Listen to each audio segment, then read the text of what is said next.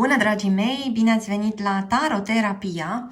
Astăzi explorăm împreună ce gândește acum despre tine și ce simte acum pentru tine persoana care te interesează. Avem două variante de citire. Pentru grupul 1 avem tarotul păgân, iar pentru grupul 2 avem tarotul cosmic. Vă invit să alegeți cu ajutorul intuiției voastre. Ca de obicei, puteți găsi aceste seturi de tarot și oracolele pe care le folosim astăzi pe www.taroterapia.ro. Cursul de tarot intuitiv cu metoda Taroterapia este de asemenea disponibil pe site. Este o citire colectivă. Vă rog să luați doar ceea ce simțiți voi că se potrivește cu fiecare dintre voi.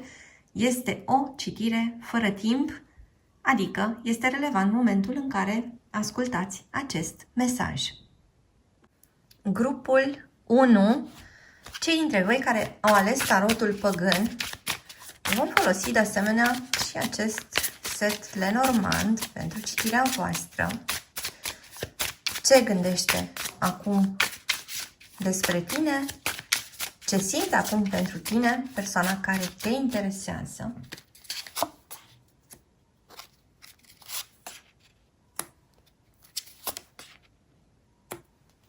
Aici vorbim despre o persoană care pe timpul zilei este foarte ocupată, foarte prinsă cu diverse sarcini de îndeplinit, însă pe timpul nopții această persoană are gândul foarte mult în direcția ta. Este o persoană care caută în împrejurimi ceva care să-i amintească de tine. O persoană care simte că îi lipsește ceva important în această perioadă. Haideți să vedem mai departe.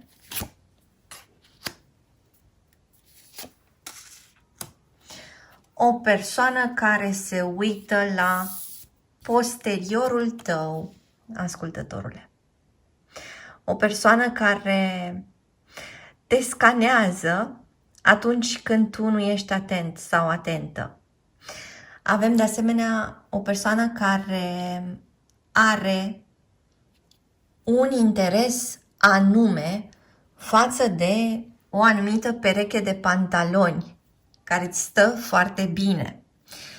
Avem de asemenea pe cineva foarte ocupat cu banii săi în perioada asta. Cineva care caută niște sfaturi financiare. Spuneam că persoana asta pe timpul zilei se dă destul de ocupată. Pe timpul serii și noaptea îi apare gândul obsesiv la tine. Are tot felul de fantezii, câteodată ar vrea să își golească mintea de acest prea mult. Haideți să vedem ce îi lipsește acestei persoane. Ceva ce s-a întâmplat între voi pe timpul verii. Ceva ce s-a întâmplat într-o vacanță sau într-un weekend petrecut împreună.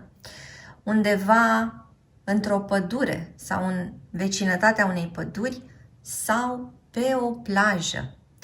Avem aici o persoană care în momentul ăsta are o cantitate mare de nemulțumire.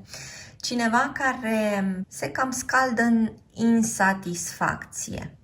Cineva care stă cu gândul la ceea ce a fost. Cineva care se gândește la anumite lucruri dintre voi care între timp s-au apropiat de apus. Haideți să explorăm mai departe.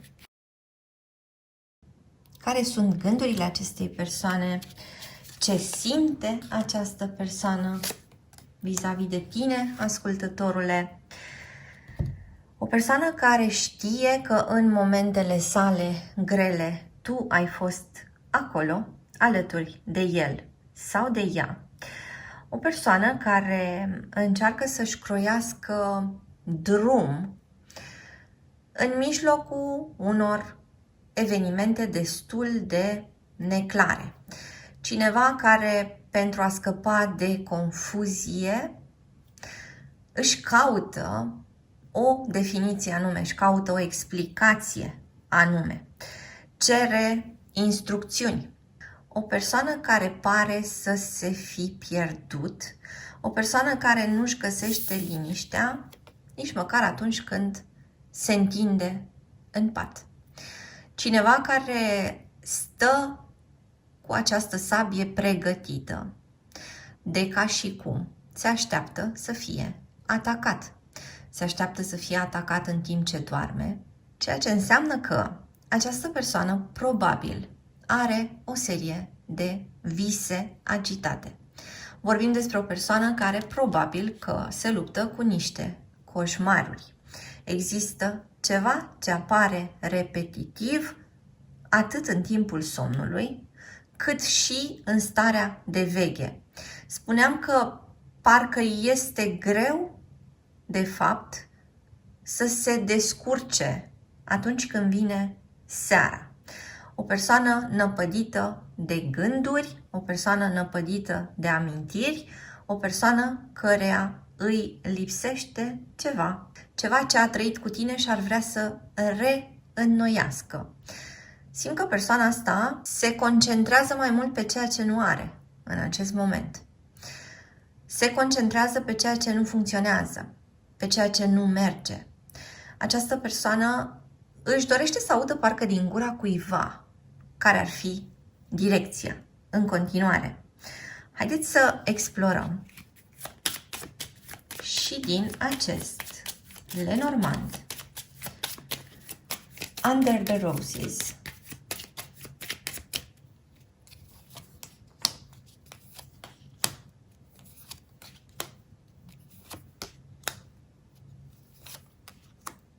Persoana asta ar vrea să îți comunice ceva înscris.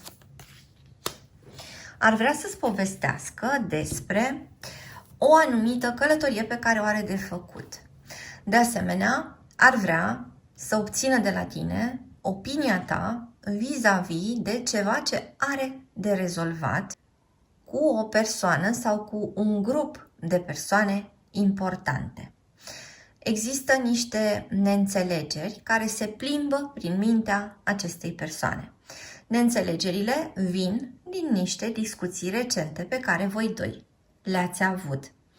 Această persoană s-ar putea să-ți spună că are nevoie de suportul tău, are nevoie de o atitudine prietenoasă din partea ta. Ți-ar spune că ar vrea să vadă din când în când niște semne mici din partea ta că lucrurile vor fi mai bune. Vrea să spere în ceva, ar vrea să se agațe de ceva. Până acum avem persoane care sunt născute în Leu, Vărsător, Balanță, Scorpion, Rac, Berbec, Gemeni, Săgetător. Avem interacțiuni dintre două semne de apă, o interacțiune dintre un semn de foc și un semn de pământ, o interacțiune dintre un semn de aer și un semn de apă și avem următoarele cifre. Cifra 6, cifra 3, cifra 8, cifra 4, cifra 2 sau cifra 9 pot fi legate de data de naștere a cuiva, o întâlnire importantă dintre voi doi, data de început a acestei conexiuni sau data când această conexiune a fost finalizată, dacă vorbim despre astfel de cazuri în care nu mai sunteți cu această persoană. Haideți să vedem mai departe. Parcă și-a cam terminat argumentele această persoană și le caută încercând să interpreteze ceea ce visează repetitiv. Studiază ceva, scrie ceva, adună informații, încearcă să dea un sens lucrurilor dintre voi doi. O persoană care nu își găsește cuvintele potrivite. Ar vrea să vorbească, ar vrea să se facă înțeleasă această persoană și în același timp parcă i s-ar fi rupt sabia atunci când am fipt-o în masă. Ce ar putea însemna acest lucru? Ar putea însemna că această persoană a luat atitudine, că recent s-a comportat destul de dur cu tine, ascultătorule. Și mă întreb cum rezonează. Sau această persoană nu a vorbit exact când trebuia să rostească. Pentru că s-a întâmplat acest eveniment, pare că această persoană în acest moment își cam trăiește consecințele. Are în fața sa concluzia, efectul și nu-i convine deloc. Haideți să explorăm mai departe.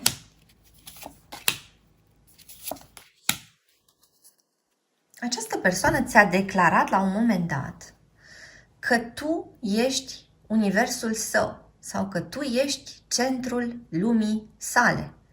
Această persoană a gândit la un moment dat sau chiar ți-a spus la un moment dat că dacă relația voastră ar ajunge la final, întreaga lume i s-ar prăbuși. Și mă întreb din nou cum rezonează cu voi. Această persoană își aduce aminte de ceea ce a spus sau de ceea ce a gândit, de momentele în care nu ar fi vrut să renunțe niciodată la ceea ce voi trăiați. Simt că în anumite cazuri, pentru persoanele separate, această persoană are un regret vis-a-vis de momentul despărțirii voastre. Se gândește că acel moment a venit prea devreme sau se gândește că acel moment a lăsat un gust amar amândurora, că ați rămas atât de supărați unul pe celălalt încât acum nu prea mai există vreo posibilitate de comunicare. În astfel de cazuri simt că această persoană ar dori să încerce o variantă amicală pentru o perioadă. Ar vrea să găsească această punte către tine printr-o versiune a prieteniei. Haideți să explorăm mai departe ce se întâmplă în viața acestei persoane. O persoană aflată la răscruce de drumuri. Iată energia masculină și energia feminină apărute împreună și totuși spate în spate. Se anunță ceva neprevăzut aici, de ambii parteneri. Fie vă întâlniți într-un moment în care nici nu v-ați fi gândit că s-ar putea produce acea întâlnire, fie în jurul vostru se întâmplă ceva care aranjează lucrurile în așa fel încât energia masculină poate spera din nou, iar energia feminină poate considera că s-a întors acasă. Ceva se așează aici în povestea asta și în același timp o nouă poartă se poate deschide. Îți mulțumesc că ai fost cu mine astăzi, te aștept și data viitoare. Între timp, hai pe www.taroterapia.ro. Găsești aici cursuri de tarot cu metoda taroterapia, citiri personalizate, seturi de tarot, oracole, cărți și alte surprize. Dă un like, lasă un comentariu și abonează-te la acest canal dacă ți-a plăcut acest video, iar până data viitoare să ai grijă de tine! Sunt aici cu grupul 2, cu cei dintre voi care au ales tarotul cosmic. Explorăm din acest tarot și, de asemenea, din acest oracol. Ce gândește despre tine și ce simte pentru tine persoana care te interesează.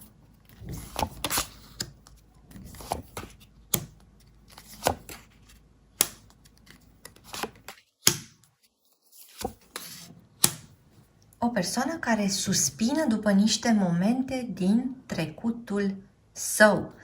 o persoană care caută prin amintirile sale, o persoană care consideră că s-ar putea ca tu, ascultătorule, să nu mai vezi la fel de atrăgătoare, să nu mai prezinte același interes pentru tine.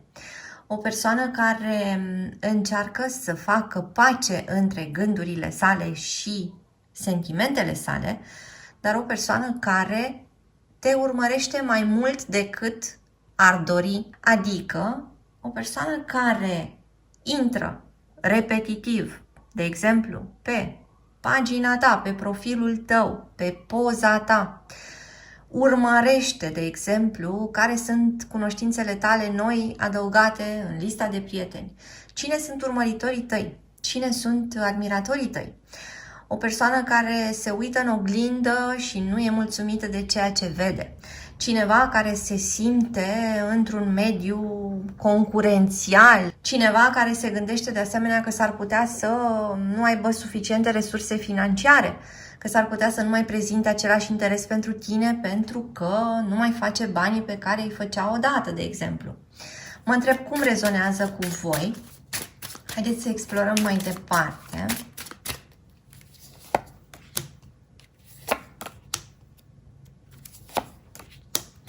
O persoană care nu și-ar dori să-și piardă speranța și încearcă să se încurajeze, încearcă să-și spună că totuși lucrurile dintre voi pot să meargă și către mai bine. O persoană care are suficientă încredere în generozitatea ta. Ceva de genul. Dacă acum s-ar putea să nu mai fiu la fel de interesant pentru tine, știu totuși că după această perioadă te vei întoarce din nou cu aceeași atenție către mine pentru că știu că ai încă sentimente pentru mine.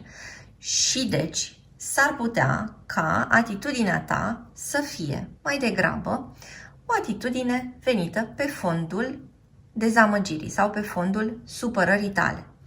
Așadar, o persoană care nu își pierde speranța în legătură cu tine, ascultătorule, deși recunoaște că parcă ar trece prin niște momente dificile vis-a-vis de felul în care tu o privești sau de felul în care tu îl privești. Vă rog să-mi spuneți cum rezonează, care sunt gândurile acestei persoane.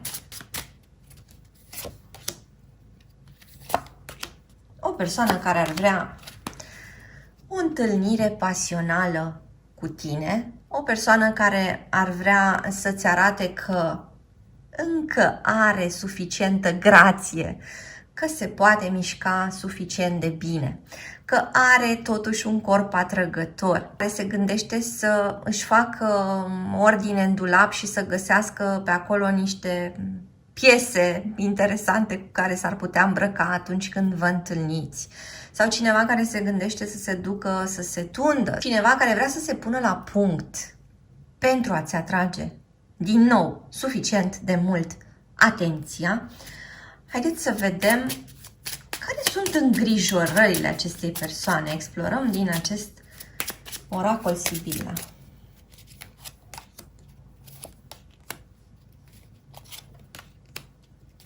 Această persoană speră să nu aștepte degeaba. Îngrijorarea sa se referă la momentele voastre plăcute pe care își dorește să nu le piardă sau își dorește să nu le răriți. Avem de asemenea o carte a împăcării, vorbim și despre o călătorie. Această persoană se teme că ai putea să pleci undeva și nu ei spune. Sau această persoană se teme că ai putea să fii într-o comunicare cu cineva de la distanță. Sau această persoană se teme că ai putea să pleci cu cineva anume într-o călătorie. Și deci, din nou, avem același indiciu că această persoană este în urmărirea ta și are ca activitate zilnică, printre alte activități, spionatul. Așadar, această persoană ar vrea nu doar să afle ceea ce se întâmplă cu tine cu adevărat, ascultătorule, dar să și controleze acțiunile tale.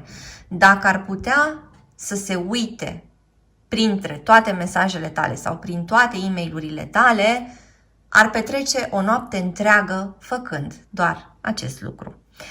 Avem aici persoane care sunt născute în date care conțin cifra 5, cifra 1, cifra 2, cifra 9, cifra 6 sau 0. Avem persoane din semne de aer care interacționează cu persoane din semne de pământ sau persoane din semne de aer care interacționează cu persoane din semne de foc. Avem o interacțiune dintre două semne de apă sau dintre două semne de foc.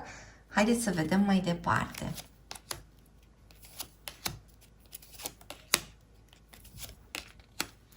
Iată o altă călătorie de care această persoană se teme. Se teme de asemenea că s-ar putea ca ceva din ceea ce scrisese să fie înțeles pe dos de către tine, ascultătorule. Se teme de asemenea că nu a fost suficient de generos sau generoasă cu tine. Așadar, este o persoană care îți vede generozitatea, dar care nu se poate lăuda cu prea multă generozitate. Cum rezonează oare cu voi? Avem o ieșire undeva în afara unui oraș. Avem o ieșire undeva la țară. Vorbim despre o întâlnire sau de mai multe întâlniri care sunt într-un alt cadru decât cel obișnuit. Se teme să nu-i fie retezată speranța, iată cum se repetă energia din aceste cărți, pentru că în mintea acestei persoane, gândurile sale sunt într-o continuă repetiție.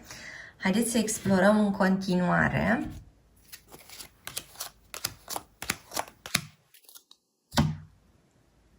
O ceartă pentru care îi pare rău acestei persoane. Se așteaptă de asemenea să îi demonstrezi loialitatea ta în continuare. Speră să nu întinzi vreo cursă. Speră ca testele tale să nu fie prea dure. Această persoană simte vinovăție pentru ceva.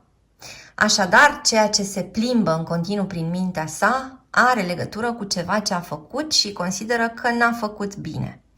De asemenea, există ceva făcut pe ascuns sau ceva ce a fost omis. Această persoană parcă ar fi rostit un neadevăr, chiar și atunci când nu ar fi fost necesar. Parcă s-ar învinovăți că a mințit degeaba, că a folosit un neadevăr pe gratis, că acel neadevăr nu i-a adus oricum nimic. Această persoană se întreabă cum să-ți recâștige încrederea și mai simt de asemenea că își reproșează un moment în care a fost prea impulsiv sau prea impulsivă. Își reproșează că și-a pus de unul singur bețe în roate. Haideți să explorăm mai departe.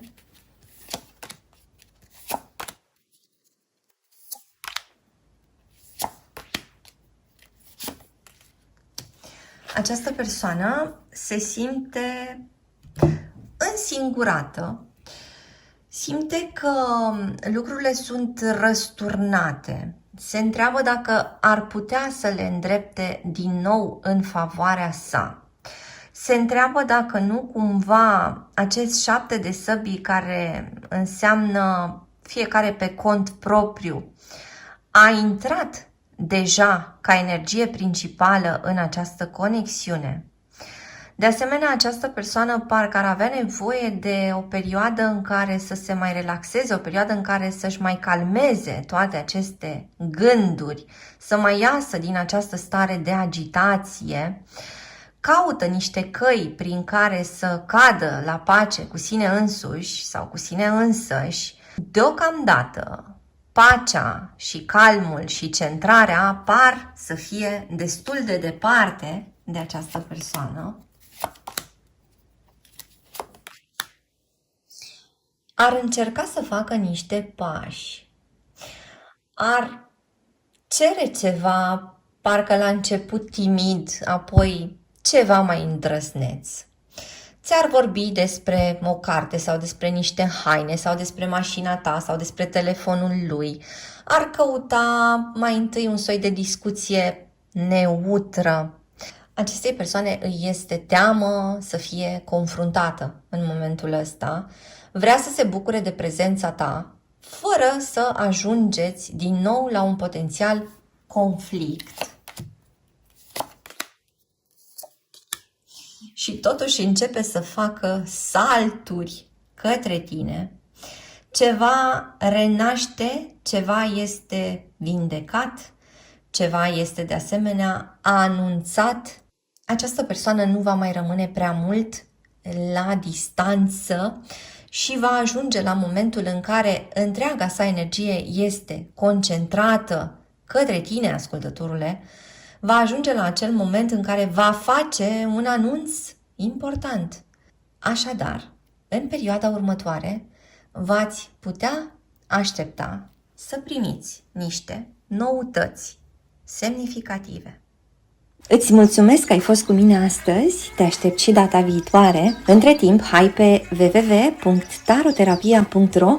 Găsești aici cursuri de tarot cu metoda taroterapia, citiri personalizate, seturi de tarot, oracole, cărți și alte surprize.